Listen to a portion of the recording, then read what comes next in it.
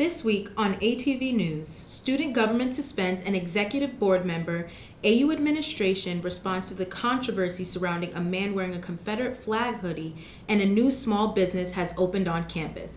I'm ZSHEKINAH COLLIER. And I'm LANA Green. ATV News starts now.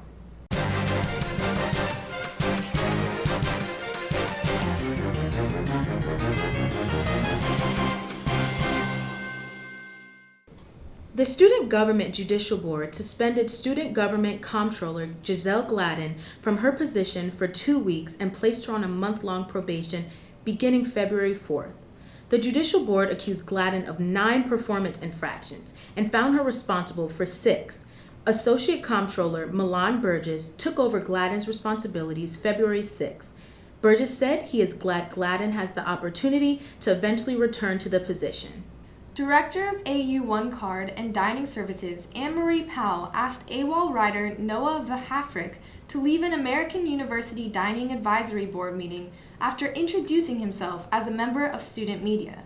The meeting covered the proposal meal plan for next year. The plan proposes a $952 rise in costs for sophomores and a $98 rise for freshmen. AWOL responded to the incident with an article exposing the American University's police department's past attempts to silence AWOL reporters and calling for the importance of student media present at all university events. When asked why Vahafrick thinks his presence made Powell uncomfortable, he said that student media acts as another level of accountability that AU Dining doesn't want to deal with. Anne-Marie Powell did not respond to ATV's request for comment. On Tuesday, AU welcomed Black Panther Party co-founder Bobby Seale to campus to speak in the Mary Graydon Center. ATV News was on the scene. We've been planning, our Black History Month speaker for months now, but for Bobby Seale to be able to come for, I believe it was for his 4th time, it's been like an amazing experience. It's really important for me to see those types of interviews and interactions live in person. You're decreasing the apathy and increasing the consciousness. Quantitative increase, quantitative decrease causes a qualitative deeper change. The quality is the conscious raising. That's where I was coming from, the Black Panther Party. The way he told the story was, it seemed to be very haphazard, it seemed very ad hoc, and actually very human at the end of the day, you don't have to be a god envisioning a future that's already predetermined. You can actually just go about it day by day and, pursue what's supposed to be yours as it comes to you, as opposed to predetermining it. It gives maybe hope and maybe a guidepost for anybody else that might have an idea for starting an organization and having it be something bigger than what they even dreamed of. It's inspirational. I said, you guys sit up here talking about we want black power. I said, y'all ain't gonna get no power, I said, until you take over some of these political power seats. I think that the event was very unique in that he shared many of his stories that wouldn't typically be shared and be open with people. And so I think to get a different voice on campus like Bobby Seale or somebody from the Black Panthers that practice politics in a different way and rethinking that idea of what a politician is and what it means to be radical and what it means to be a revolutionary, I think is really important. So now you got a protest movement that crosses all racial and ethnic lines in terms of a people getting unity, and so we elevating the whole black power thing, the power to the people. That is what we find. This is what scared the white power structure. They thought they was gonna stop the movement by killing Dr. King. All they did was cause the Black Panther Party to explode across the United States of America. And I went to all those chapters and branches. Because a lot of times, our black youth, they get it in their head that they can't contribute to what's happening in political sectors, right? But he was saying, get out there and vote, right? Get out there and make a change. Get out there and get in these powers of position. Where we have a climate of, maybe black students not feeling like they really have a voice, bringing someone like Bobby Seale here shows that American University does care for their black students and they do care for the cause that we are fighting for. Today, the very fact that they want to alienate and keep and not deal with the DREAM Act for young immigrant people is because they become part of that electoral power. That's much more than just the black community. Black, brown, women, etc. in this country, this is all important right now to this very day. Because you got a lot of heat for what you did. And I was curious if any honest moment where you felt like you were hitting the wall or you almost wanted to give up but didn't. No. All right, cool. Vice President of Campus Life, Fonta Aw, emailed the AU community confirming that the man wearing a Confederate Flag sweatshirt in the terrace dining room last week was a guest of an AU student.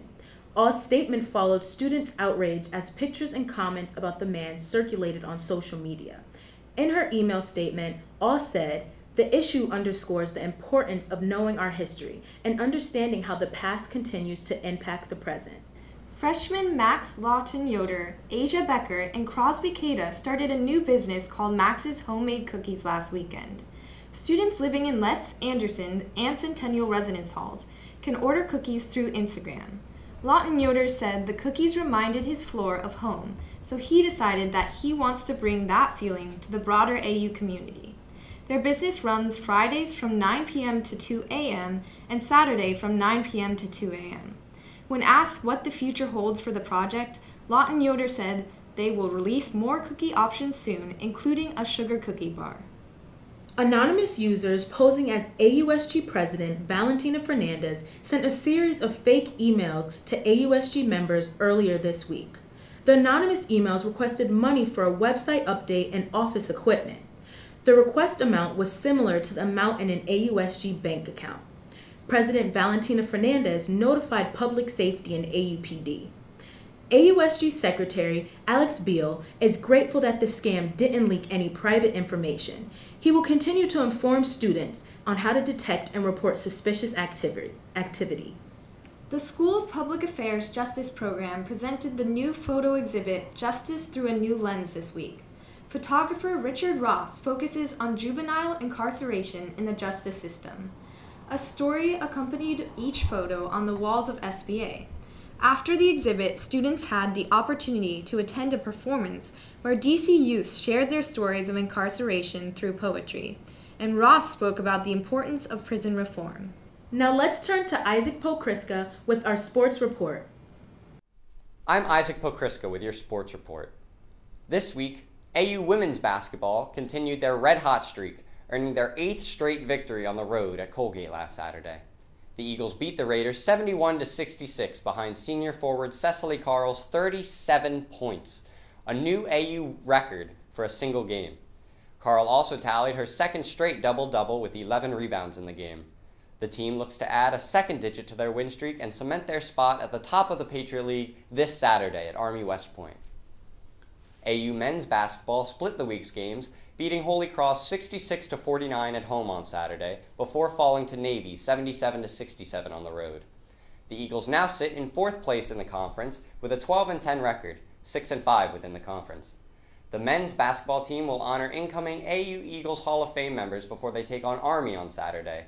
Among the inductees are volleyball coach Barry Goldberg, former Los Angeles Laker Andre Ingram, 2-time Patriot League Offensive Player of the Year Camila Infante, and her sister, 2-time Defensive Player of the Year Denise Infante. With your sports report, I'm Isaac POKRYSKA. Thanks, Isaac. Well, that's the latest from ATV News. I'm ZSHEKINAH COLLIER. And I'm Lana Green. Don't forget to like us on Facebook and follow us on Twitter at ATV News. See you next week.